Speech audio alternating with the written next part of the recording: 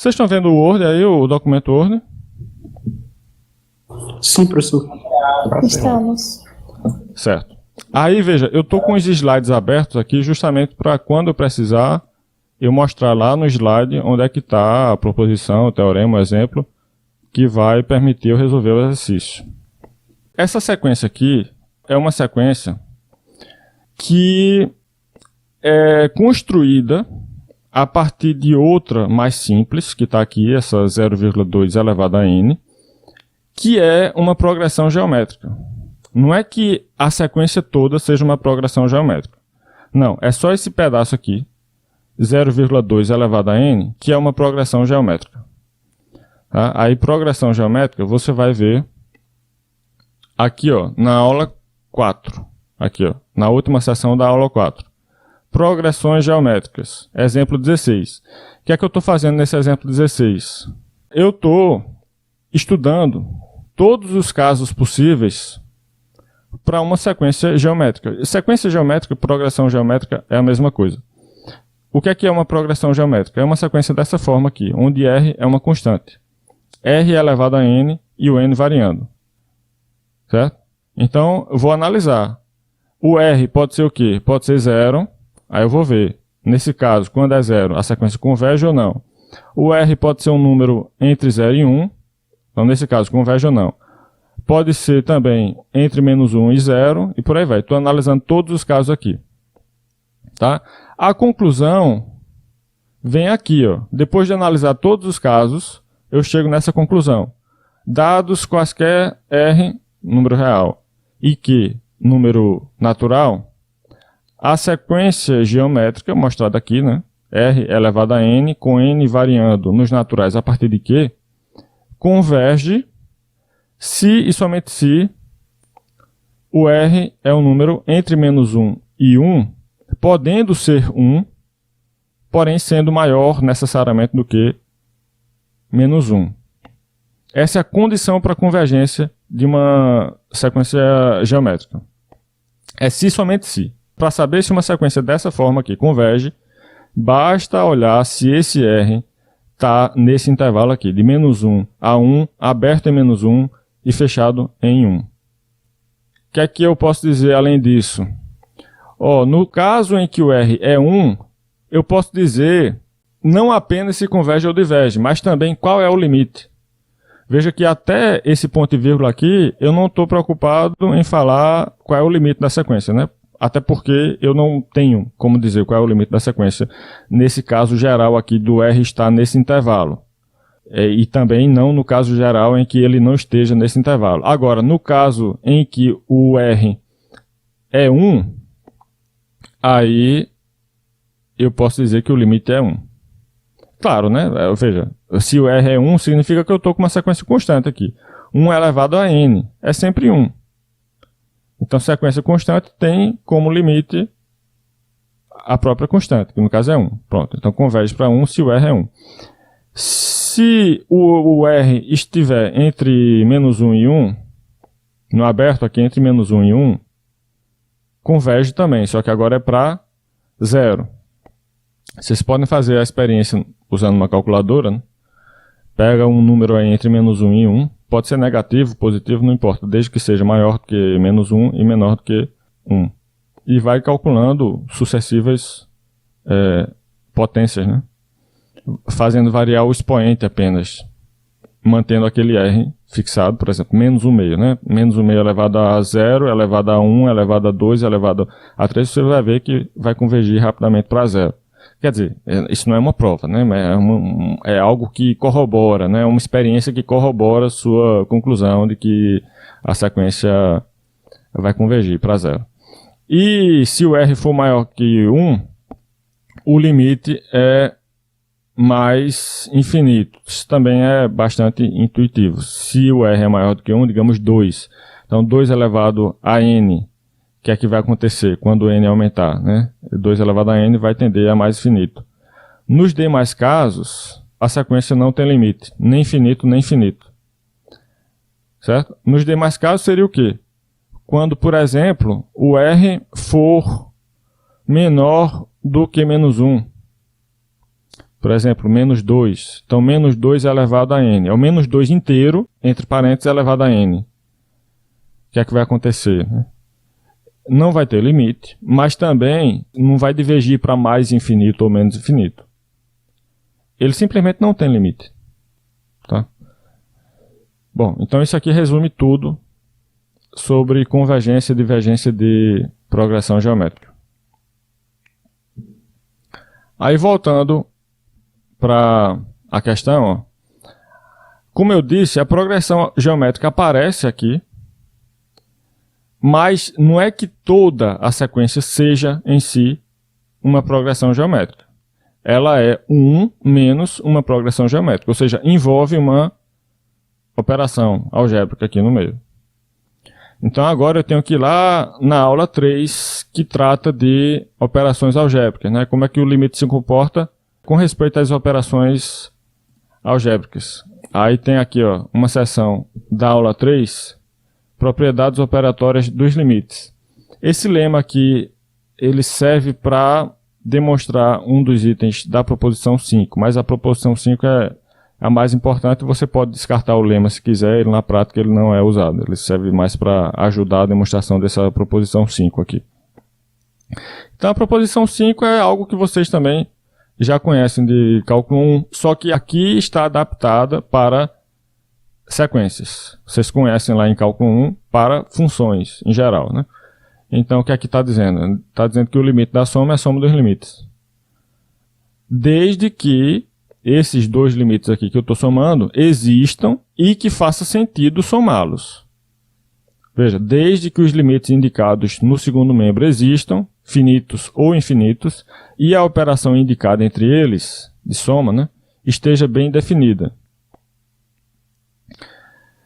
Isso é importante. Se você não tiver a garantia de que ambos esses limites, limite AN e limite BN, existem, você não está autorizado a usar isso aqui.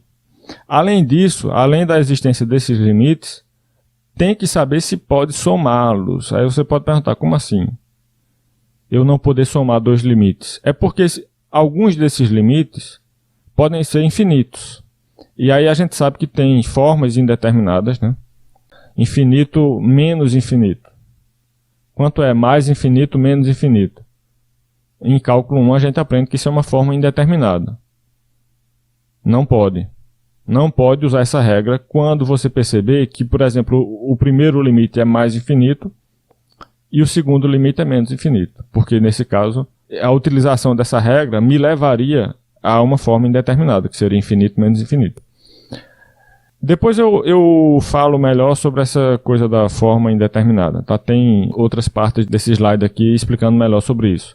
Mas vamos ver os outros itens dessa proposição. O limite do oposto de Bn é o oposto do limite de Bn, né? Ou seja, o limite preserva também a operação de trocar sinal.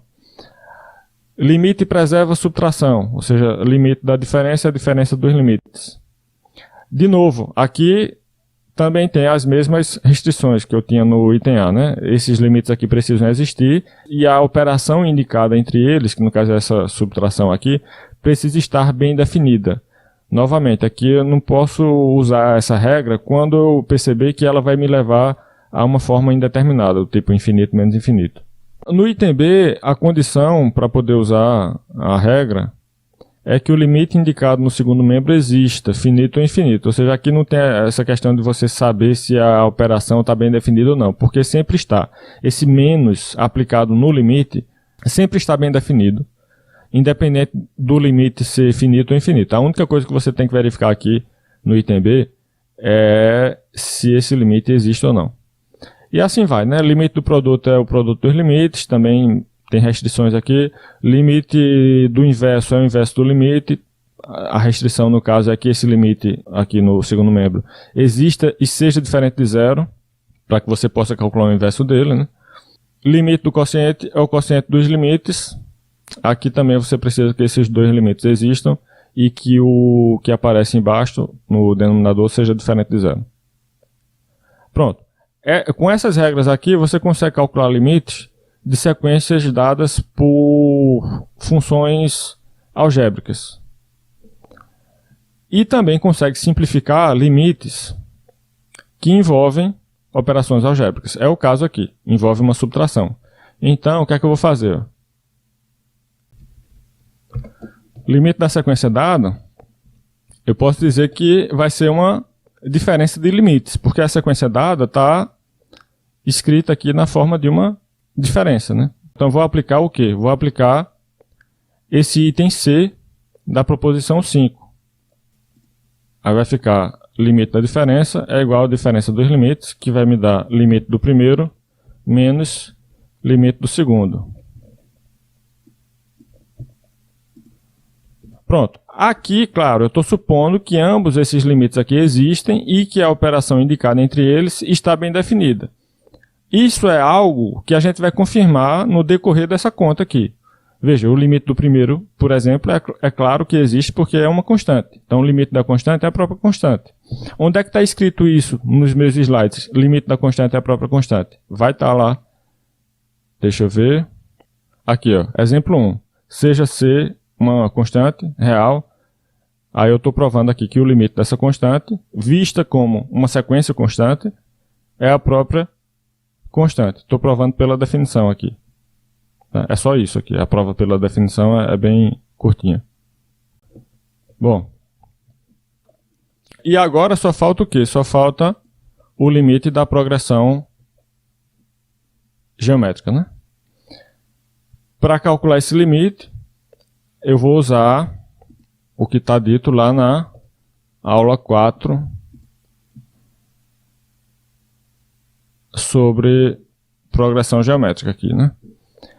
Então eu tenho que ver como é a razão dessa progressão geométrica. A razão é esse Rzinho aqui, ó, que está na base dessas potências com o expoente variando. Então no caso, a minha base é 0,2, 1/5, que é um número entre 0 e 1. Então, pertence a esse intervalo, né? O R, a razão, pertence ao intervalo que me garante, né, que a sequência é convergente, ou seja, tem limite. Agora eu quero saber qual é esse limite. Aí vai estar dizendo aqui, ó, como o R é estritamente maior que menos 1 e menor que 1, esse limite é 0. Então, usando esse exemplo da aula 4, né, eu tenho que o limite aqui, ó, é 0.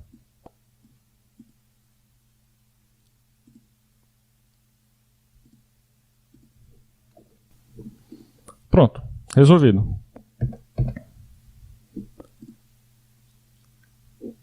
Quando forem estudar, tentem imitar a forma como eu escrevo nas soluções. Não precisa fazer exatamente igual, mas tem algumas coisas que, se vocês tentarem imitar, vocês vão conseguir justificar melhor na prova. Porque, às vezes, eu vejo até argumentações mais longas do que essa aqui, né, que não deixa claro o que é que se quer fazer, tem um risco maior de erro pelo meio do caminho, né.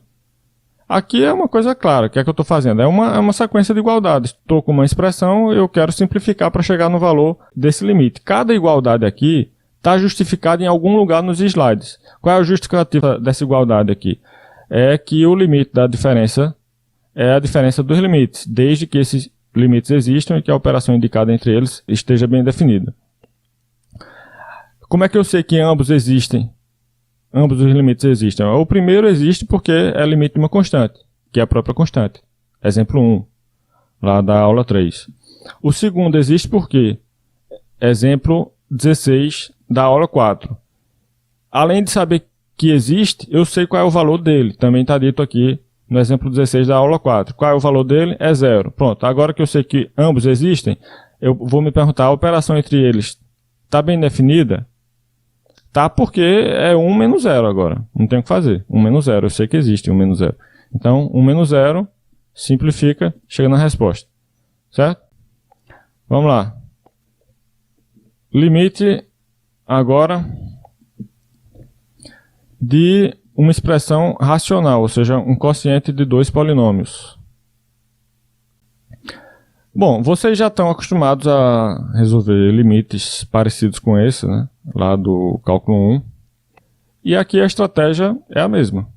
Você pode começar simplificando embaixo e em cima, dividindo tudo por n ao cubo, que é a maior potência que você encontra aí.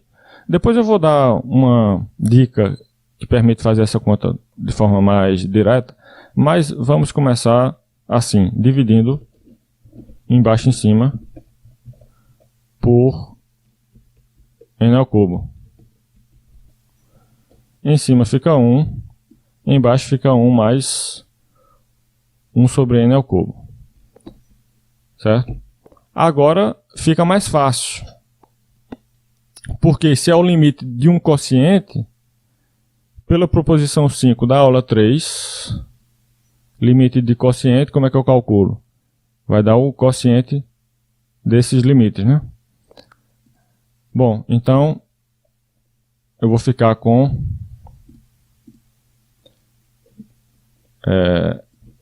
um limite em cima e outro embaixo. O limite que vai ficar em cima é o limite só do numerador, que no caso é 1. O limite que aparece embaixo é o limite só do denominador. Pronto. O limite de cima, eu já sei qual é. É 1. Limite de constante é a própria constante. O limite de baixo, como é que é essa expressão aqui? Essa expressão é uma soma, né? Então, item A da proposição 5, limite da soma é a soma dos limites. Aí, ainda detalhando minuciosamente aqui, é claro que eu poderia ter resumido um pouco, né? Mas eu estou explicando cada detalhezinho antes de mostrar como é que é a conta mais resumida. Então, se é limite da soma, e eu vou ficar com a soma dos limites, então eu vou ficar com isso aqui.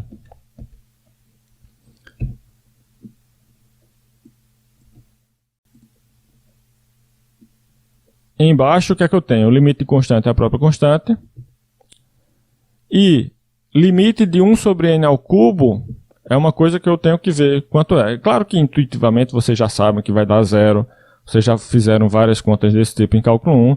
Mas não custa se perguntar, né?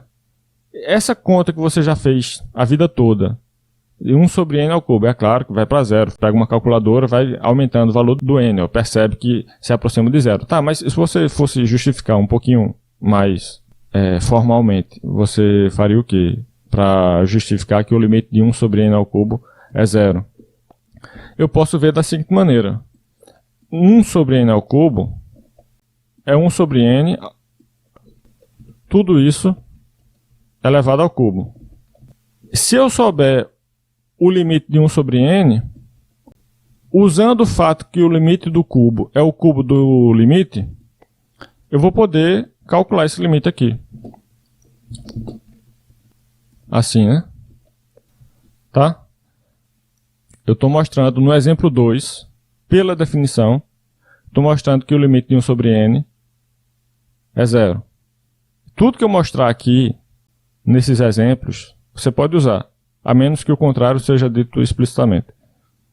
Então, agora sim, eu sei, né, que esse limite aqui entre parênteses é 0. Pronto, não tem como fazer mais detalhadamente do que isso. Agora tem como fazer mais resumidamente. Certo? Aí quer dizer que precisa fazer sempre assim? Não. Agora precisa entender. Eu não vou necessariamente exigir que você faça com todos esses passos bem explicadinho assim. Agora, a gente permite que você faça pulando algumas etapas porque a gente supõe que você está entendendo. Então é importante que você entenda, mesmo que você não escreva essas etapas, é importante que você entenda e que saiba justificar cada igualdadezinha dessa. Pelo menos é assim que deveriam estudar, certo? Agora eu vou explicar como é que você poderia fazer isso de maneira mais resumida. Mais resumida seria assim, ó. Peraí. O numerador e o denominador têm o mesmo grau Então, o limite é o quociente dos coeficientes líderes. Ou seja, sempre que você tem dentro de um limite, né, uma sequência que é dada por uma fração de polinômios de mesmo grau, como tem aqui, né, n ao cubo tem grau 3, n ao cubo mais 1 tem grau 3 também. Você simplesmente pega o coeficiente líder do numerador, que é quem? É o 1. O coeficiente líder é o coeficiente que está multiplicando o termo de maior grau. Nesse caso aqui só tem um termo, então o coeficiente é 1. E aqui também, o coeficiente líder é o coeficiente do n ao cubo. Então, pega esses coeficientes líderes, de cima e de baixo, divide um pelo outro e chega no resultado. Próxima. Aqui é a mesma coisa, tá vendo? 25, a mesma coisa. Então, eu não vou fazer essa nessa turma, não. Eu vou deixar para fazer na próxima turma, já que é parecida com a 24. Essa 25 eu só faço na próxima turma. 26. Aqui é um pouquinho diferente, porque, embora seja um quociente de polinômios, eles não têm o mesmo grau. O grau de cima é 3 e o grau de baixo é 1. Tá? Então aqui eu vou explicar detalhadamente, como eu estava fazendo aqui, e depois vou dar uma explicação mais resumida que sirva em geral. Pronto. É bem parecido com a outra, né? Eu começo dividindo por n ao cubo embaixo e em cima. Aí eu vou ficar com esse limite aqui, que simplifica para esse aqui. Opa, peraí. Agora, nesse ponto, eu não posso mais usar limite do quociente é igual ao quociente dos limites. Por quê? Porque o limite do numerador existe, é 1, beleza. Agora, o limite do denominador é 0. Limite da soma, vai ser a soma dos limites, e cada um desses limites daqui, desses 1 sobre n ao quadrado e 1 sobre n ao cubo, dá 0. Então eu vou ficar com 0 mais 0, que é 0. Aí se você for lá na aula 4, aula 4 não, aula 3, proposição 5 na aula 3. Limite do quociente é o quociente dos limites, desde que os limites indicados no segundo membro existam. Nesse caso existe, mas o problema não é esse. O problema é que a operação indicada entre eles, que no caso é a divisão, não está bem definida. Por que não está bem definida? Porque depois de eu calcular o limite desse e o limite desse e somar, aqui eu vou ter 0 no denominador e eu não posso dividir 1 por 0. Não sei o que é dividir por 0. Então, por isso eu não posso usar o limite quociente, é o quociente dos limites. Mas, aí aqui eu vou mostrar como é que a gente pode generalizar essa regra, permitindo operações com infinito. Na definição 5, eu estou mostrando a vocês como é que a gente pode fazer conta com infinito. Tem várias coisas aqui, por exemplo, como é que eu somo um número x real com mais infinito. Eu posso somar e vou dizer que o resultado é mais infinito. Aqui eu estou indicando essa soma em duas ordens, né? X somado com mais infinito, ou mais infinito somado com x, não importa a ordem, vai dar mais infinito. Com menos infinito é a mesma coisa, vai dar menos infinito. Então aqui eu estou dando algumas operações que você pode fazer com infinito, que não incluem aquelas formas indeterminadas. Essas operações aqui você pode fazer. Aí perceba que tem uma operação que está dizendo assim, o módulo de x dividido por 0 é mais infinito, onde esse x é diferente de 0. Aí se eu considerar essa definição aqui, aí eu posso aplicar agora a ideia de limite do quociente ser o quociente dos limites. O que eu não posso é isso aqui, mais infinito somado com menos infinito somado com mais infinito. Isso aqui nunca vai poder, sempre vai permanecer como formas indeterminadas, que você nunca pode usar. E se eu botasse n no denominador em evidência, será que não daria um caminho que poderia ser seguido? Tá, então vamos fazer a sugestão aí, de ao invés de aparecer um 0 embaixo, a gente fazer aparecer um infinito. Pelo menos foi isso que eu entendi, né? Isso, professor, eu coloco eu sempre faço isso, eu coloco em evidência o maior termo Pronto, beleza. Beleza, pronto. Desse jeito vai ficar melhor mesmo. Vamos lá. Então, ao invés de dividir, eu vou pôr em evidência um n ao quadrado, certo? Vou deixar um n lá em cima e vou colocar em evidência aqui na frente um n ao quadrado. Deixa eu ajeitar embaixo aqui também. Embaixo vai ficar do jeito que estava antes. Pronto. Realmente, eu acho que vai ficar melhor assim. Agora eu estava pensando em outra forma de fazer. Depois eu mostro a outra forma também aqui. Pronto. O limite do produto agora é o produto dos limites? Sim, desde que ambos os limites existam e que eu possa multiplicá-los. Então, supondo que existam por enquanto, eu vou usar essa regra, né? Limite do primeiro vezes limite do segundo. Limite do primeiro vai ser mais infinito, né? E limite do segundo vai ser 1. Pronto, resolvido. Ficou melhor assim, né?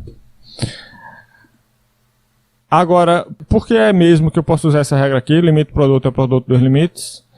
Vamos ver, né? O limite do primeiro existe? Em certo sentido, sim. Ele existe, só que é infinito. Limite do segundo existe? Sim, é 1. Aí eu tenho que ver se nos slides eu estou permitindo você multiplicar, ó, infinito por um número. Como eu disse, sim, isso está permitido lá.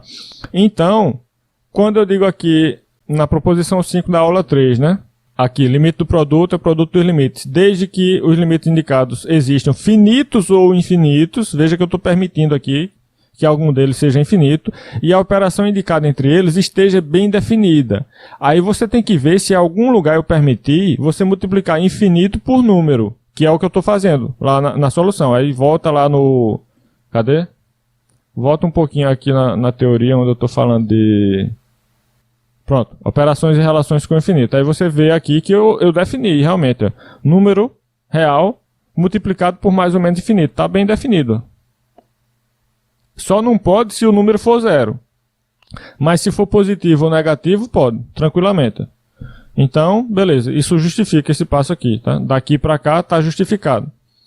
E também o resultado, né, de você multiplicar infinito por 1 e dar infinito também está justificado aqui, nessa definição 5. Bom, eu vou mostrar agora outra forma de você fazer, tá? O que eu estava pensando é o seguinte, ó,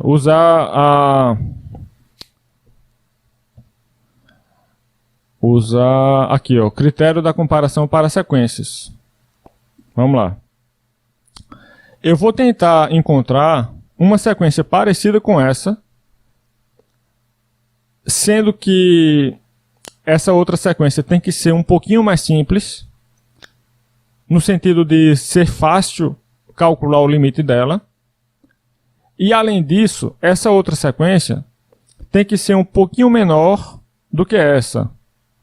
Ou seja, eu quero uma outra sequência que eu possa colocar aqui à esquerda numa desigualdade, ó, e que seja mais simples, né? Tá? Aí, se eu tirar esse mais 1, pensando em simplificar, eu simplifico. Só que eu não faço com que essa sequência seja menor que ou igual a outra. Eu quero que seja menor que ou igual a outra. Por quê? Porque a ideia é tentar mostrar que essa que é menor que ou igual já tem limite mais infinito. Se essa que é menor que ou igual tem limite mais infinito, a outra que é maior ainda, aí é que vai ir para infinito mesmo. Né? Aí, como é que eu simplifico? Eu tenho que pensar numa simplificação que me permita duas coisas. Primeiro, uma simplificação que chegue numa sequência que seja fácil de garantir que ela vai para mais infinito. E segundo, essa simplificação também tem que garantir que essa desigualdade aqui é verdadeira. Então, não adianta tentar tirar o mais 1 aqui, porque vai fazer com que essa desigualdade não seja verdadeira. O que eu posso fazer é trocar esse mais 1 por uma multiplicação do n por 2, né? Tira o mais 1, só que ao mesmo tempo multiplica o n por 2. Aí agora sim, é claro que 2n é maior que ou igual a n mais 1. Ou seja, esse denominador à esquerda é maior que ou igual do que esse outro denominador aqui à direita, para todo n maior que ou igual a 1.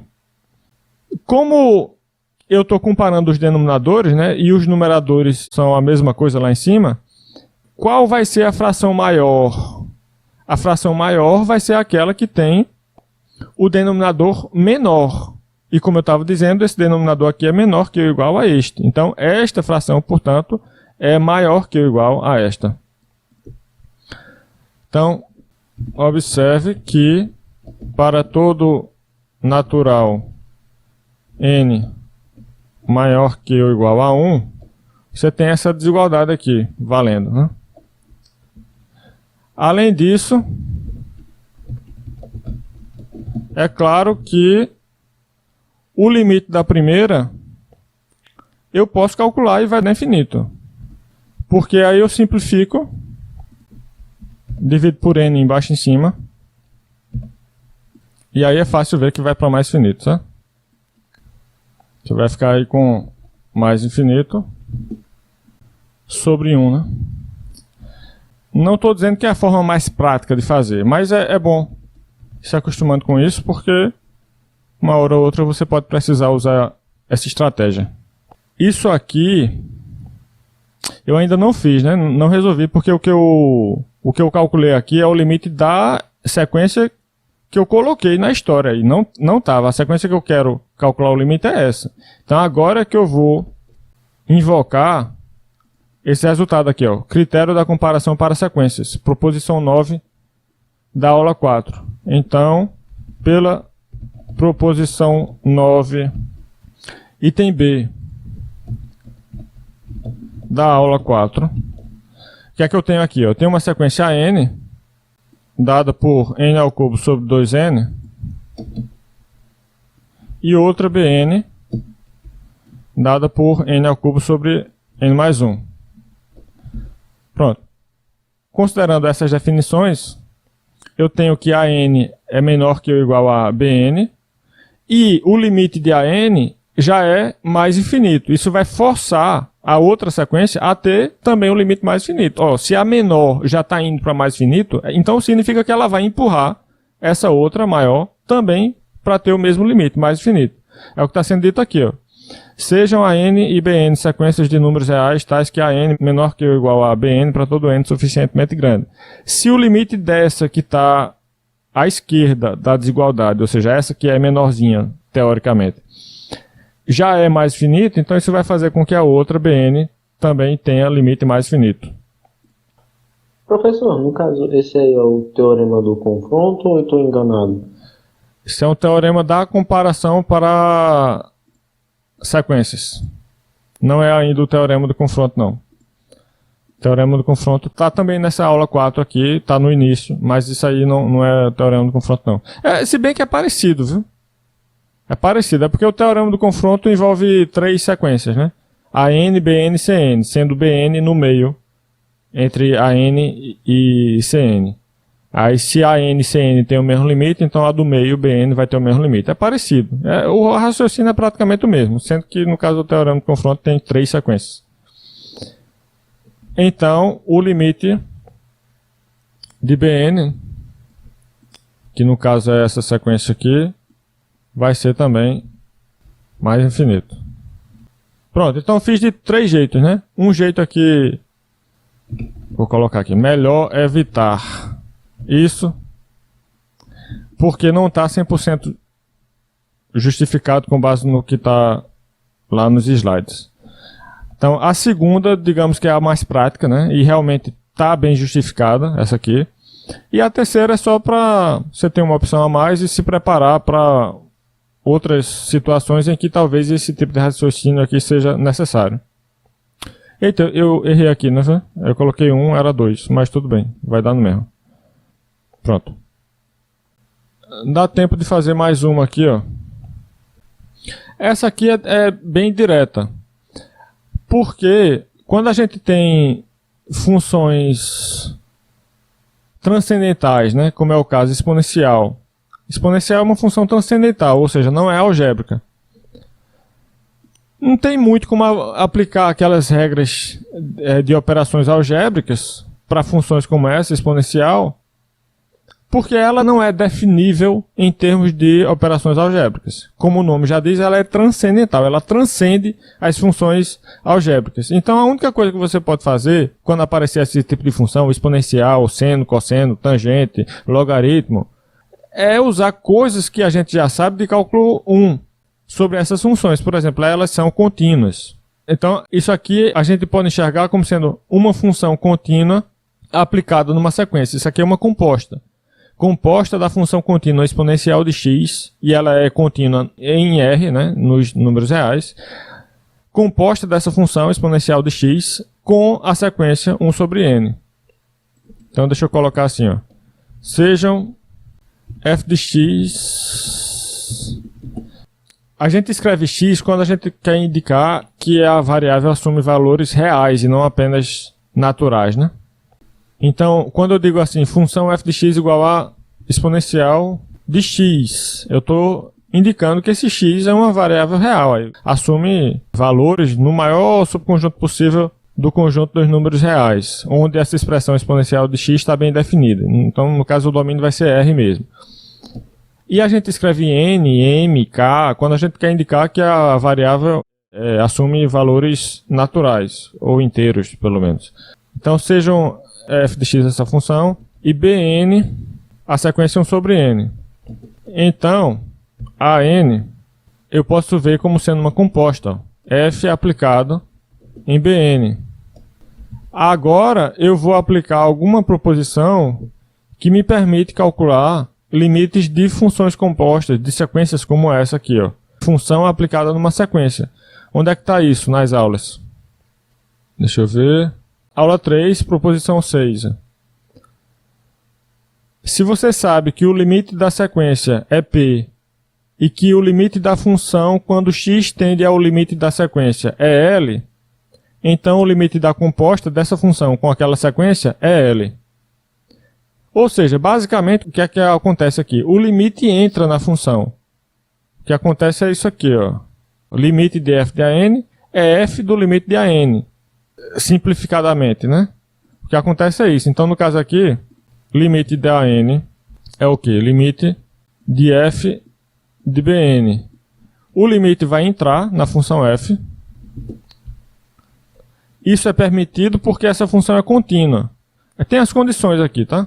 Nessa proposição 6 tem as condições. Para isso acontecer, uma das condições é que f seja contínua em P, ou que, aí tem outra possibilidade aqui, mesmo sem f ser contínuo em P, você tenha a n diferente de P para todo n suficientemente grande. Vamos ver o que é que acontece no caso aqui, ó. Limite de Bn é quem? Bn é 1 sobre n, então o limite de Bn é 0. Então você vai ficar com f de 0, né? Perceba que, no caso, eu usei o item A dessa proposição 6, que é aquele onde a função é contínua em P. Isso já basta, porque é um ou aqui. Ou a função é contínua em P, ou a n diferente de P para todo n suficientemente grande. Como eu já sei que f é contínua em P, no caso aqui f é contínua em 0, né? Então, tudo bem, está permitido fazer esse tipo de coisa. F de 0 é quanto? Oi. A segunda proposição, acho que é proposição, né? O segundo item aqui. A segunda linha, o item B. Ele significa que, por exemplo, se meu n fosse 500 e desse algo de errado, ela divergisse. Mas eu posso usar porque está indo para o infinito, né? Que é muito maior, né? Isso quer dizer isso? Não entendi. Não entendi, não. Por exemplo, aí diz que se P tem um problema, por exemplo, eu não entendi. Se F não é... Fica melhor explicar com um exemplo. Deixa eu ver se tem um exemplo aqui. Ó, esse limite. Limite de arco tangente de Ln de n. Ainda é um limite daquele tipo, onde você tem uma função f aplicada numa sequência, né? Aqui é um f de x aplicado numa sequência. Pronto. Aí, suponha que a gente queira fazer essa entrada aqui do limite para dentro da função. Pronto. O que é que vai acontecer? Eu vou ficar com um arco tangente de mais infinito. Eu não posso dizer que arco tangente é contínua em mais infinito. Então não faria nem sentido dizer, ó, eu posso fazer isso aqui desde que a arco tangente seja contínua em mais infinito. Eu não sei o que é ser contínua em mais infinito. Isso aí não está definido em canto nenhum. Continuidade no infinito, não existe isso. Tá? Então, nesse caso, você não diz que essa entrada do limite na função é permitida porque a função é contínua em mais infinito. Não é isso. Porque continuidade no infinito não existe. O que acontece é esse segundo caso. Ao invés de dizer que a função é contínua em P, o que sobra para você é essa segunda opção. É dizer que esse P é um valor que o AN nunca vai assumir para um N suficientemente grande. Vamos ver quem é o P no caso. O P, no caso, é justamente o infinito. Esse P, no caso aqui, é o infinito. E infinito é uma coisa que o Ln nunca vai ser. O Ln de n nunca vai ser infinito. Ele tende a mais infinito.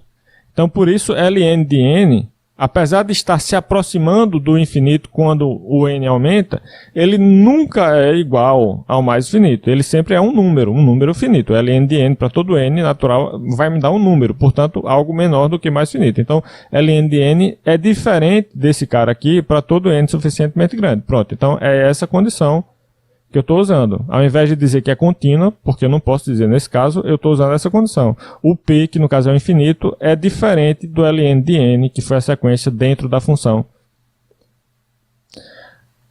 O que vocês têm que fazer, saber fazer, assim, o básico, né, para entender essa proposição 6, não é entender em todos os detalhes, é saber fazer isso aqui, ó. Saber que quase sempre, quando se tem limite de f de an, o que é que acontece? O limite entra. Pronto. Na prática é isso que a gente faz. E não se preocupe em entender todos os detalhes de uma vez só. Os detalhes vão sendo entendidos aos poucos. Pronto, então nesse caso é essa conta que eu posso fazer, né? Para resolver essa questão 27, eu acho que já é suficiente. Ah, faltou dizer aqui, pela proposição 6, né? Pela proposição 6b, no caso. Não é A, é B. Da aula 3. Quando for fazer a prova, eu tenho que colocar as preposições utilizadas? Não.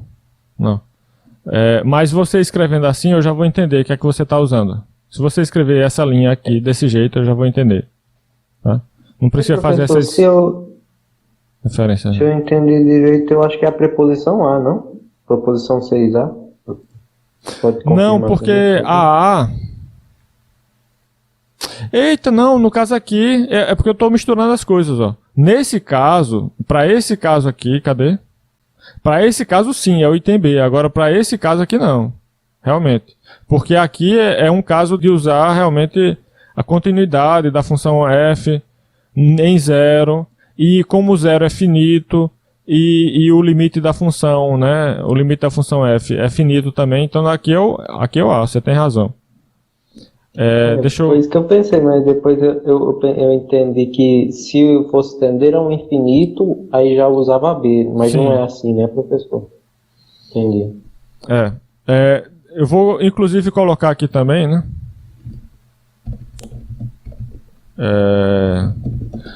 O limite da função, porque é importante, isso é usado também lá na proposição 6, né? O limite da função. Veja que a proposição 6 lá, ó, envolve o limite da sequência interna e o limite da função, né? Ó, se o limite da sequência é P e o limite da função é L, então o limite da função aplicado na sequência é L. A ideia é essa. Então é importante também colocar aqui que eu estou usando o fato que eu já sei, né? Que o limite dessa função exponencial de x, quando x tende a zero, é simplesmente a exponencial de zero, que é 1. Já que eu sei disso, e estou usando a proposição 6a, e já que eu sei também que o limite da sequência 1 sobre n é zero, né? Isso eu já comentei aqui. É zero, pronto. Usando essas duas coisas pela proposição 6a, eu consigo chegar nisso aqui.